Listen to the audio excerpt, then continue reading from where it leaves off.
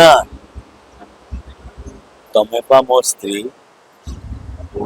ହସୁଲୋକ ନା ଆଖିରେ ଲୁହ ଦେଖିଲେ ମୁଁ ଜମା ସହିପାରିବି। ହସୁଲୋକ ନା ବିଶ୍ୱାସ କର, ମୁଁ କେବଳ ତମକୁ ବଞ୍ଚେଇବା ପାଇଁ, ତମର ଟ୍ରିଟମେଣ୍ଟ ପାଇଁ, ତମକୁ ଭଲ କରିବା ପାଇଁ ମୁଁ ତା ମିଛି ମିଛିକା ବର ଭୂମିକାରେ ଅଭିନୟ କରିଥିଲି। ତମକୁ ଭଲ କରିବା ପାଇଁ, ତମକୁ ବଞ୍ଚେଇବା ପାଇଁ ମିଛି ମିଛିକା ବର ଭୂମିକା ଅଭିନୟ କରି ମୁଁ 5 ଲକ୍ଷ ଟଙ୍କା ଆଣିଥିଲି। ତମର ଯଦି କିଛି ହେଇଯାଏ ମୁଁ ବଞ୍ଚି ପାରିବିନି ସୁଲୋକ, ମୁଁ ମରିଛି। ଭଲ ଲୋକ, କୌଣସି ମଣିଷ ଖରାପ ଲୋକ ନୁହଁ। ମଣିଷ ଦେଖନ୍ତୁ ଆଜ୍ଞା, ମତେ ବହୁତ ଲୋକ ସେ କଥା ପଚାରୁଛନ୍ତି, ଆପଣ ତୁଳସୀ ଅନୁଷ୍ଠାନରେ କାମ କରୁଛନ୍ତି, ଆଉ ତୁଳସୀ ମାଲିକ କେମିତିଆ ଲୋକ? ଭଲ ଲୋକ। ୟା ଅର୍ଥ ନୁହଁ ଯେ ନରୀ ଭାଇ ଖରାପ ଲୋକ। ନାଣ୍ଡୁ ବାବୁ ଭଲ ଲୋକ, ତା ଅର୍ଥ ନୁହଁ ଯେ ନରୀ ଭାଇ ଖରାପ ଲୋକ। ଆଜି ଗୋଟିଏ କଥା କହିବି, ଯୋଉ ଜିନିଷଟି ହେଲା, ଯୋଉ ଆପଣ କହୁଛନ୍ତି ଯେ ପ୍ରକ୍ରିୟା ହେଲା, ତାଙ୍କୁ ବ୍ୟାନ୍ କରିଦିଆଗଲା, ଇଏ କରିଦିଆଗଲା, ସେଇଟା ସମ୍ପୂର୍ଣ୍ଣ ଭାବରେ ଭୁଲ। କାହିଁକି ନା ଆଜ୍ଞା,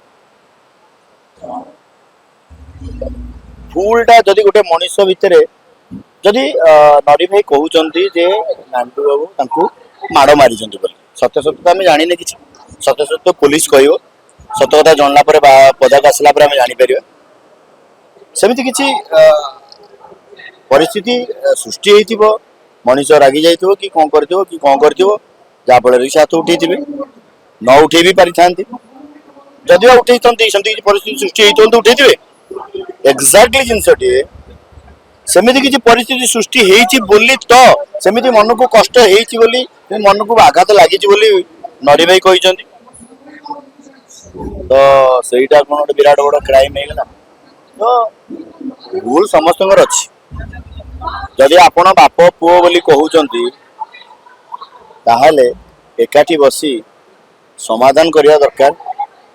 ବାପା ପୁଅକୁ ସ୍ନେହ ମମତା ଦେବା ଦରକାର। ବାପା ପୁଅର ସମ୍ମାନ ଫେରେଇ ଦେବା ଦରକାର। ପୁଅ ବାପାର ସମ୍ମାନ ଫେରେଇ ଦେବା ଦରକାର। କାରଣ ଏଠି ଆମେ ଯଦି ବାପା ମାଙ୍କୁ ଭଗବାନ ବୋଲି ଭାବୁଛେ, ଭଗବାନଙ୍କର ଭୁଲ ହୁଏନି। ଭଗବାନଙ୍କ ଭୁଲ ହେଲେ ବି କି ପୁଅର ଭୁଲ ହୁଏ ତ ନାହିଁ। ଯଦି ବା ମଣିଷ ମାନଙ୍କର ଭୁଲ ହୁଏ, ମାନେ ପିଲାମାନଙ୍କର ଭୁଲ ହୁଏ, ତାହେଲେ ବାପାର ପ୍ରଥମ ଧର୍ମ ହଉଛି, କର୍ତ୍ତବ୍ୟ ହଉଛି, ପିଲାର ସବୁ ଭୁଲକୁ କୋଳେଇ ନେଇ, ଆଦରେଇ ନେଇ, ଭଲ ପାଇବା ଦେଇ, ସ୍ନେହ ମମତା ଦେଇ ତାକୁ ଠିକ କରିଦେବା। ଯୋଉଥିପାଇଁ କି ଲୋକମାନେ ମତେ ସମାଲୋଚନା କରୁଛନ୍ତି। ଯଦି ମୁଁ ସେଇ ଜିନିଷଟାକୁ ନିଜ ଭିତରେ ସମୀକ୍ଷା କରିବି, ତାହେଲେ ନିହାତି ଭାବରେ ମୁଁ ନିଜ ଭଲ ଯୋଉ ଭୁଲଟା କରିଛି ସେଟା ସଂଶୋଧନ କରିଦେବି। କାହିଁକି ନା ଏମିତି କିଛି ନାହିଁ ଯେ ଗୋଟେ ବହୁତ ବଡ ପାପ ହେଇଯାଇଛି। ଭୁଲଟା ଭୁଲ, ହଁ ମଣିଷ ଦ୍ୱାରା ଭୁଲ ହେଇଛି, ତାକୁ ସଂଶୋଧନ କରାଯାଇ ପାରିବ, ତାକୁ ସମାଧାନ କରାଯାଇ ପାରିବ, ତାକୁ ପୁଣି ତିଆରି କରାଯାଇ ପାରିବ ଆଉଥରେ। କାରଣ ଆମେ ମଣିଷ, ମଣିଷ ମାତ୍ରେ ଭୁଲ। ତ ଆମର ଯଦି ଭୁଲ ହେଇଛି, ମୋ ଦ୍ୱାରା ଯଦି କିଛି ଭୁଲ ହେଇଛି, ସେ ଭୁଲର ସଂଶୋଧନ ମତେ କରିବାକୁ ପଡିବ। ତ ମତେ ସୁଯୋଗ ଦିଆଯାଉ ଭୁଲଟାକୁ ଠିକ କରିବା ପାଇଁ। ଆଉ ମୁଁ ଭୁଲଟାକୁ ଠିକ କରିବା ପାଇଁ ସୁଯୋଗ ନ ଦେଇ ମତେ ଯଦି ଗାଳିଗୁଲଜ କରାଯିବ, ମତେ ଯଦି କମେଣ୍ଟ ମରାଯିବ, ମତେ ଯଦି 5ଟା ଲୋକ ସମାଲୋଚନା କରିବେ, ମୋ ପାଇଁ ସିଏ କହିଲାଣି, ମୋ ପାଇଁ ସିଏ କହିଲାଣି, ତା ପାଇଁ ସିଏ କହିଲାଣି, ଏଥିରେ କରିବେ କଣ ହବ?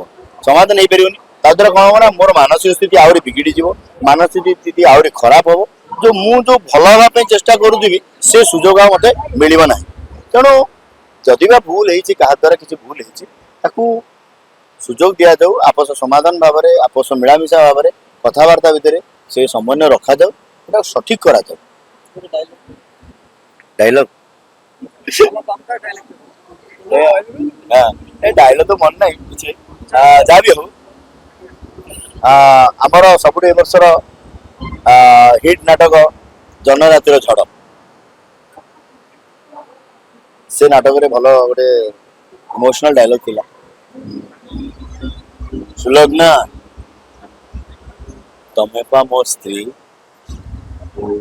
ସୁଲଗ୍ନା ଆଖିରେ ଲୁହ ଦେଖିଲେ ମୁଁ ଜମା ସହିପାରିବି। ସୁଲଗ୍ନା ବିଶ୍ୱାସ କର, ମୁଁ କେବଳ ତମକୁ ବଞ୍ଚେଇବା ପାଇଁ, ତମର ଟ୍ରିଟମେଣ୍ଟ ପାଇଁ, ତମକୁ ଭଲ କରିବା ପାଇଁ ମୁଁ ତା ମିଛି ମିଛିକା ବର ଭୂମିକାରେ ଅଭିନୟ କରିଥିଲି। ତମକୁ ଭଲ କରିବା ପାଇଁ, ତମକୁ ବଞ୍ଚେଇବା ପାଇଁ ମିଛି ମିଛିକା ବର ଭୂମିକା ଅଭିନୟ କରି ମୁଁ 5 ଲକ୍ଷ ଟଙ୍କା ଆଣିଥିଲି। ତମର ଯଦି କିଛି ହେଇଯାଏ ମୁଁ ବଞ୍ଚି ପାରିବିନି ସୁଲଭ, ମୁଁ ମରିଛି। ପୋଲିସ ମାଲିକ କେମିତି ଲୋକ? ଭଲ ଲୋକ, କୌଣସି ମଣିଷ ଖରାପ ଲୋକ ନୁହଁ। ମଣିଷ ଦେଖନ୍ତୁ ଆଜ୍ଞା, ମତେ ବହୁତ ଲୋକ ସେ କଥା ପଚାରୁଛନ୍ତି, ଆପଣ ତୁଳସୀ ଅନୁଷ୍ଠାନରେ କାମ କରୁଛନ୍ତି, ଆଉ ତୁଳସୀ ମାଲିକ କେମିତିଆ ଲୋକ? ଭଲ ଲୋକ। ୟା ଅର୍ଥ ନୁହଁ ଯେ ନରୀ ଭାଇ ଖରାପ ଲୋକ। ନାଣ୍ଡୁ ବାବୁ ଭଲ ଲୋକ, ତା ଅର୍ଥ ନୁହଁ ଯେ ନରୀ ଭାଇ ଖରାପ ଲୋକ।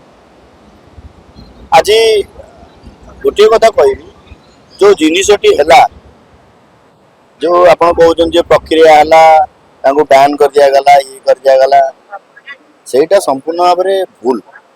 କାହିଁକି ନା ଆଜ୍ଞା, ଭୁଲଟା ଯଦି ଗୋଟେ ମଣିଷ ଭିତରେ, ଯଦି ନରୀ ଭାଇ କହୁ